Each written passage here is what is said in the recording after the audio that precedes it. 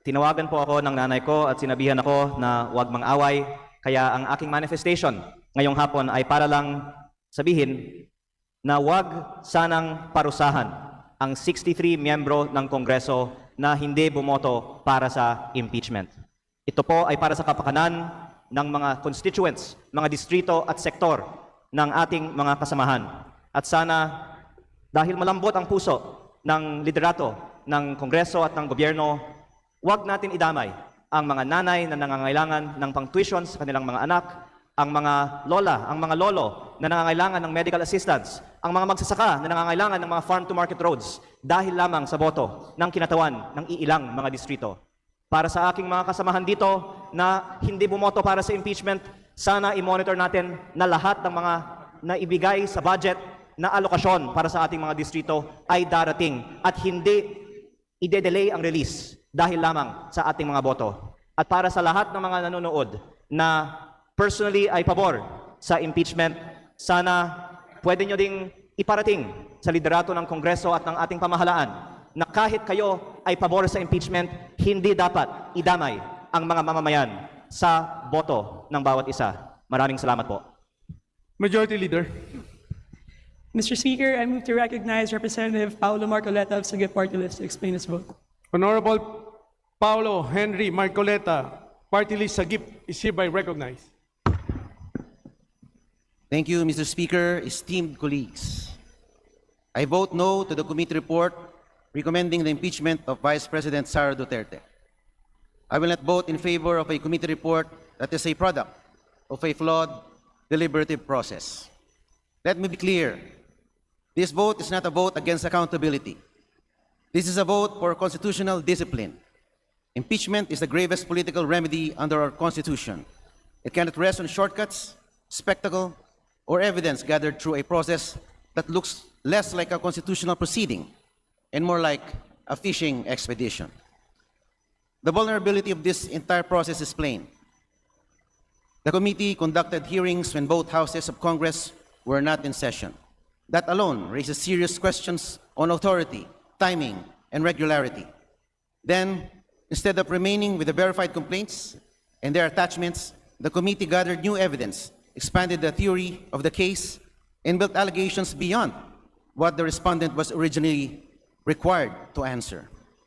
Hindi pwede na magsimula tayo sa isang complaint, tapos habang tumatakbo ang hearing, palalawakan natin ang kaso hanggang maging ibang kaso na ito. Due process is not a technicality.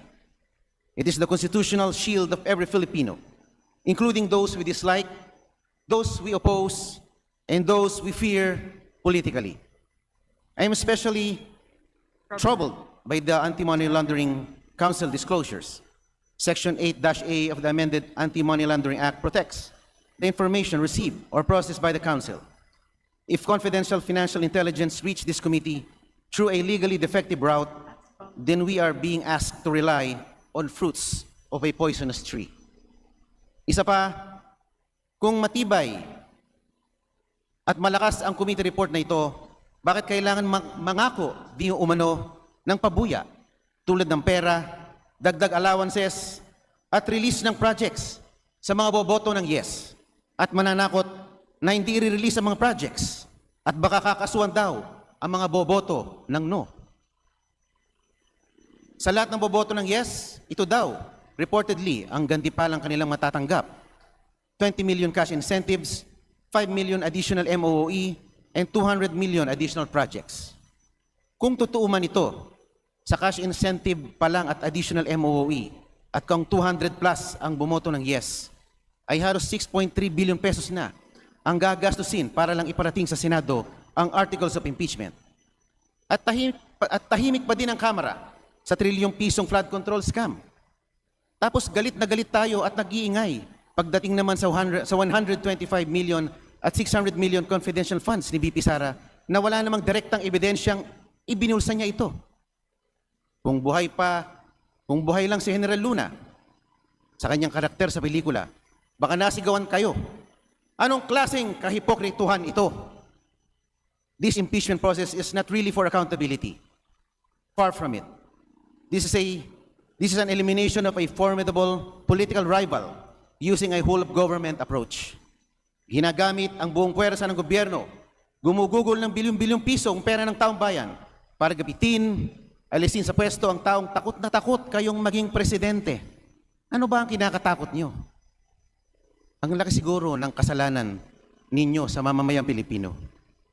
On the Vice President's outburst, of course, public officials should speak with care, but we must be equally careful not to convert political speech, even harsh, angry, or offensive speech, into an impeachable offense without proving intent, operational reality, and constitutional gravity. To end my speech, Mr. Speaker, hindi sapat ang sinabi na Vice President Sara para mapawalang bisa ang pagkakuha niya ng pinakamalaking boto sa kasaysayan ng Pilipinas. Tatanggalin natin ang mandato mula sa 32,208,417 na sambay ng Pilipino na nagtiwala at patuloy na nagtitiwala kay Vice President Sara. For these reasons, Mr. Speaker, I vote no. Impeachment must be strong enough to survive the Senate, the courts, and our history. This one is not. Thank you very much, Mr. Speaker. Majority Leader. Mr. Speaker, I move to recognize Representative Robert Nazal of BH Party List to explain his vote. Honorable Robert Nazal, BH Party List is hereby recognized. Thank you, Mr. Speaker. Mr. Speaker, distinguished colleagues, good afternoon. I rise to explain my vote of no to the articles of impeachment. This is not a vote against accountability, nor is it a vote for any personality. This is a vote for the Constitution, for due process, and for the principle that impeachment must never become a political weapon. Impeachment is the gravest constitutional remedy against an elected official. Precisely because it is grave, it must be founded on credible evidence and a fair process. Hindi sapat ang duda, haka-haka o ingay lamang. The complaints must stand or fall on their own allegations and supporting documents. Yet, several affidavits, reports, and alleged findings presented during the hearings, including AMLC reports, alleged NBI findings, and even the COA decision itself, were not attached to the original complaints. Worse, it appears that even evidence was later obtained to cure deficiencies in the complaints. That is a dangerous precedent. Hindi pwedeng magsampa muna ng impeachment batay sa bare allegations, tapos saka pa lamang hahanap ng ebidensya pagkatapos. That is not due process. Tulad nga ng sinabi ni Congressman Marcoleta, that is a fishing expedition. On the confidential funds issue, even Attorney Gloria Camora of the Commission on Audit confirmed during the hearings that there were no findings of misuse under the COA decision being cited. She likewise confirmed that the release of the confidential funds passed through proper approvals, including the Office of the President and the DBM. More importantly, the COA decision is not yet final. A notice of disallowance is an audit action. It is not automatically corruption. It is not automatically theft. It is not automatically an impeachable offense. Dito nga sa sariling bakuran natin, liquidation by certification lang ang ginagawa natin. Pero sigurado ako na tayo ang unang magsasabi na hindi ibig sabihin na may corruption doon. On the AMLC reports, we must also be careful not to mischaracterize covered and suspicious transactions as automatic proof of wrongdoing. Suspicion is not proof, allegation is not conviction. In fact, even the AMLC information sharing report itself reportedly refers to a BPI letter explaining that a supposed 2 billion transaction was actually the result of a system error, and that the real amount involved was only around 2 million pesos. Yet, this annex was allegedly not included in the materials furnished to the members of the House. At the very least, it raises serious questions regarding the completeness, fairness, and integrity of the evidence being presented against the Vice President. The same principle applies to the alleged SALN issues. A discrepancy relating to a SALN does not automatically amount to an impeachable offense. Our laws allow amendments and corrections to SALNs when necessary. Kailangan pa rin ng malinaw at matibay na ebidensya ng sinadyang pagtatago o panlilinlang, which, to my mind, has not been sufficiently established in this case against the Vice President. On the alleged threats, the Vice President's designated survivor remark made in jest was clearly made in reference to the constitutional role of the Vice President to assume the presidency in case of death, resignation, removal, or incapacity of the President. The issue today is not whether one supports or opposes Vice President Sara Zimmerman Duterte. The deeper question is whether this House will defend the integrity of impeachment itself. Will we respect the line between the House initiation and Senate trial? Will we choose law over noise, evidence over accusation, and fairness over expediency? Let it not be said that at this crucial time in our democracy, this House lowered the constitutional standard because the politics of the hour demanded it. Huwag nating hayaang sabihin ng kasaysayan na ginamit natin ang pinakamabigat na kapangyarihan ng Kongreso hindi para sa katarungan, kundi para sa politika. History will judge this House not only by the vote we casted today, but by whether we had the courage to defend due process when it mattered most. Mr. Speaker, alam naman nating lahat na ang bawat boto natin dito ay may kaakibat na consequences. Maaring may political cost. Excuse me. Maaring may personal cost. Ngunit darating ang panahon na ang mas mahalaga ay kung nanaig ba ang prinsipyo, integridad at paninindigan sa tama. Sapagkat ito ang mga bagay na dapat nating ipamana sa susunod na henerasyon. Darating ang panahon na huhusgahan din tayo ng mga kabataan.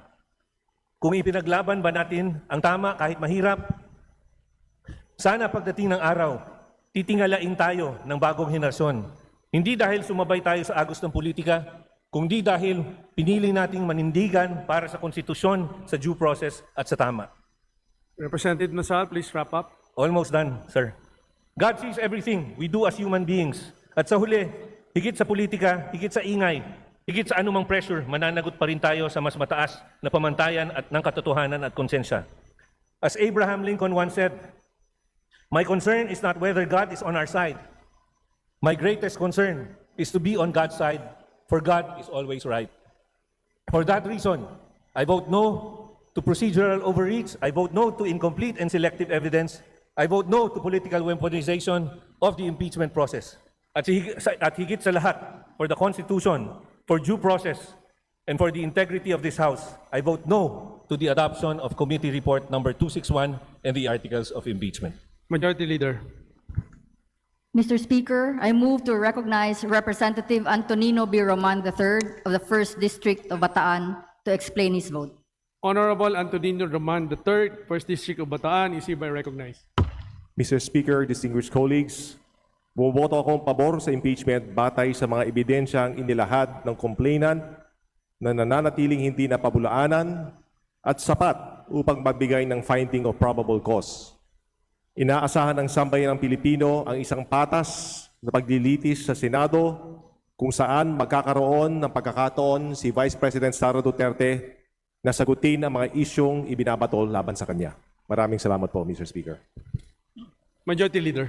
Mr. Speaker, I move to recognize Representative Elijah R. San Fernando of Party List Kamanggagawa to explain his vote. Honorable Elijah San Fernando Kamanggagawa, Party List, is hereby recognized. Mr. Speaker, mga kasama, simplihan lang po natin. Meron bang sapat na batayan ang mga alegasyong ipinupukol sa Vice Presidente? Meron. Is the process to determine probable cause polluted, politically motivated, or questionable? Yes. Pero sa gitna ng mga agam-agam sa kredibilidad ng naging proseso, nananatili pa rin bang accountable ang Vice Presidente bilang mataas na opisyal ng ating bayan? Yes. Then let us hold the Vice President accountable. Kailangang masagot ng Vice Presidente ang lahat ng mga aligasyong ipinupukol sa kanya. Ang trial ang magbibigay ng oportunidad upang siya'y makapagpaliwanag at hayaang malitis upang malaman ng lahat kung siya ba ay may pananagutan o dapat na mapawalang sala. Ito lang po ang tanging paraan, Mr. Speaker. Sa parehas na dahilan, hindi ligtas ang institusyon at gobyernong ito. Let us also hold those who cast the stone accountable. Hindi bulag at mangmang ang mga manggagawa. Hindi nawawala sa isip ng marami ang trilyong pisong kinurakot sa ghost flood control projects.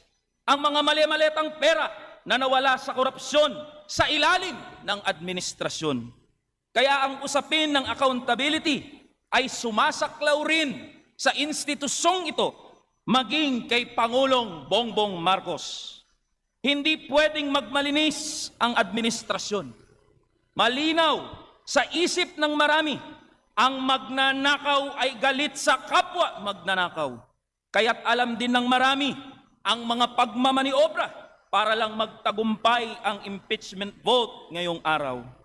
Mr. Speaker, mga kasama, sawa na po ang mga manggagawa at ordinaryong Pilipino sa ganitong bangayan ng mga politiko na ginagamit ang buong makinarya ng gobyerno upang ipatumba ang kanilang mga kalaban sa politika.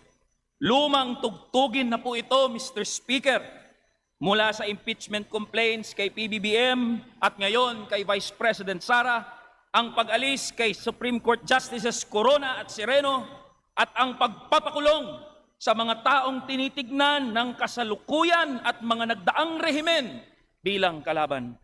Sa mga manggagawa at ordinaryong Pilipinong nanonood, malinaw ang record ng gobyernong ito.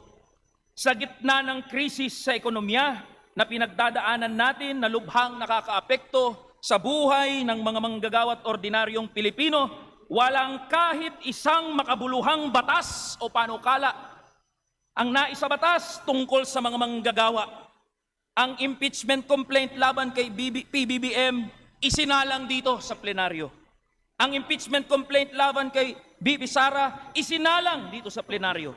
Samantala, ang House Bill number 8081, National Minimum Wage Bill, na magbubuwag ng provincial rate na may suporta na ng 200 mambabatas ay nakatenga pa rin. Ang taas sahod ay nakatenga pa rin. Kaya sa ngalan ng mga manggagawa at ordinaryong Pilipinong kinakatawan ng kamanggagawa, kami po ay tumitindig para sa pananagutan. At ang pananagutang ito ay marapat lamang na sumaklaw sa Vice Presidente, sa Pangulo at sa lahat ng opisyal ng gobyerno. Kakabit ang paninindigang ito, Mr. Speaker, mga kasama. Matapang naming hinahamon ang bulwagang ito. Isa publiko natin ang ating mga salin, pumirma tayong lahat ng bank secrecy waiver at hayaan nating ilagay ang ating mga sarili sa pagsisiyasat ng publiko. Ito po ang hamon ng mga manggagawa at ordinaryong Pilipino sa bulwagang ito.